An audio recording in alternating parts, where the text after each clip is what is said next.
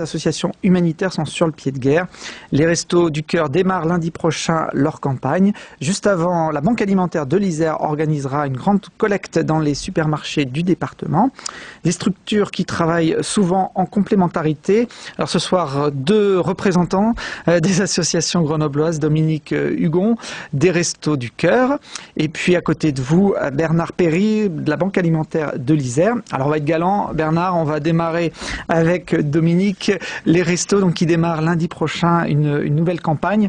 25 ans pratiquement après la création des Restos, ils sont toujours là, j'allais dire malheureusement, et peut-être de plus en plus utiles, Dominique.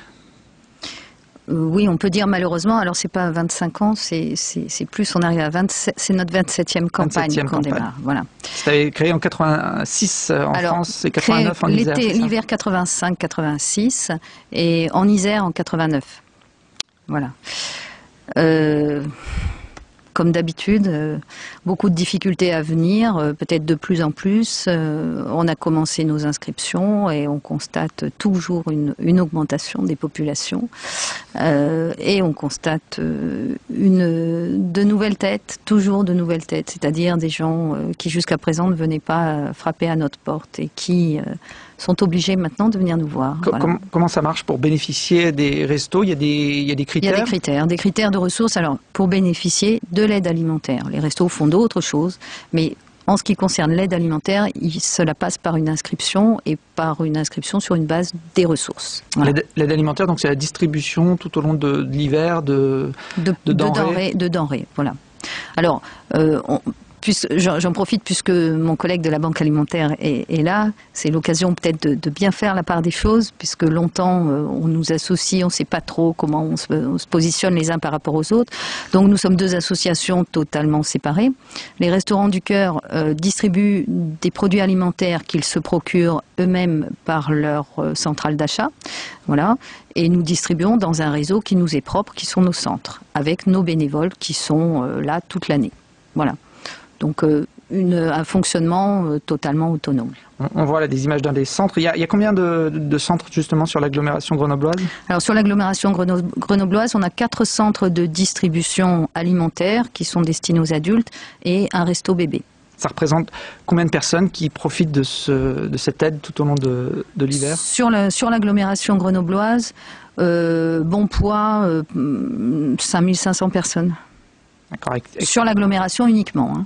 Et environ 200 bébés. Vous faites également des repas chauds? Nous avons un centre dans le centre de Grenoble, un centre qui fait des repas chauds à midi pendant qui va démarrer le 28 novembre et pendant 6 mois. Alors on va revenir aux actions des restos. La Banque alimentaire a un fonctionnement un peu différent, Dominique Hugon l'a dit. Si les restos achètent, vous collectez essentiellement. Tout à fait. La Banque alimentaire dans l'Isère et en France n'a pas du tout le même fonctionnement. On a le même objectif, c'est de faire de l'aide alimentaire aux démunis. On travaille toute l'année, on est ouvert tous les jours et nous n'achetons rien. Toutes les denrées qui rentrent à la Banque alimentaire doivent être l'objet de dons ou de ce qu'on appelle, nous, dans notre jargon, la ramasse, qui est effectuée tous les matins par des bénévoles de la Banque alimentaire dans les hypermarchés de l'agglomération grenobloise. Alors c'est les surplus de ces hypermarchés? Ce sont des denrées, des produits frais qui sont sortis du circuit commercial, qu'on trie dans les magasins pour les redistribuer l'après-midi même. Alors vous faites également une grande collecte une fois par an, on voit des images de la précédente. Là, vous faites appel aux particuliers. Alors effectivement, à côté de ces produits, on a besoin de produits complémentaires qu'on n'aurait pas au quotidien dans ce qu'on ramasse, des produits de base, des conserves de légumes, des conserves de poissons, des produits plus plaisir, café, chocolat, confiture.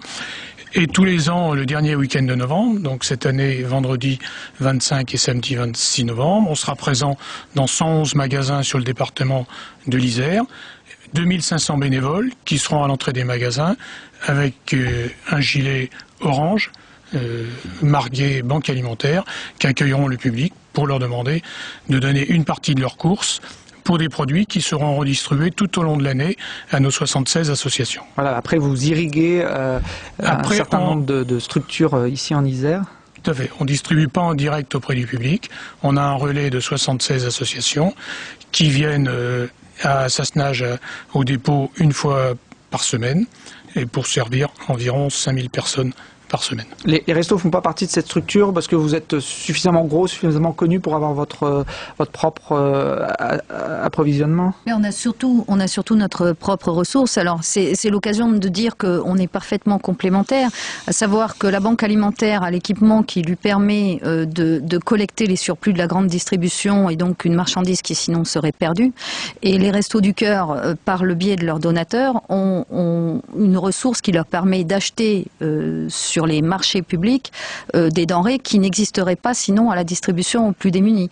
Donc on a chacun nos objectifs qui sont indispensables pour aider les personnes qui sont en difficulté en France aujourd'hui. Alors vous recevez tous les deux par contre une aide de l'Union européenne, une aide qui a failli disparaître il y a encore quelques jours. La prolongation de cette aide était incertaine. Tout à fait, ça fait plus de 6 mois pratiquement depuis le mois de mai que 4 associations, les Restos du Cœur, le Secours Populaire, les Croix-Rouges et les banques alimentaires se mobilisent, font pression sur les médias, sur les élus pour alerter d'une menace qui pesait sur le plan européen d'aide aux démunis, parce qu'un certain nombre de pays européens, menés par l'Allemagne, ne voulaient plus de cette aide et on peut dire qu'ils ne sont pas d'accord avec une politique sociale au niveau de l'Europe, mais ils veulent, ces pays, que ce soit fait au niveau de leur pays même, au niveau national. Dans un dernier conseil des ministres de l'Agriculture la semaine dernière, il y a eu un déblocage. L'Allemagne a cédé et a dit d'accord pour 2012 et 2013, mais maintenant il nous reste une menace à partir de 2014 et dans les années au-delà.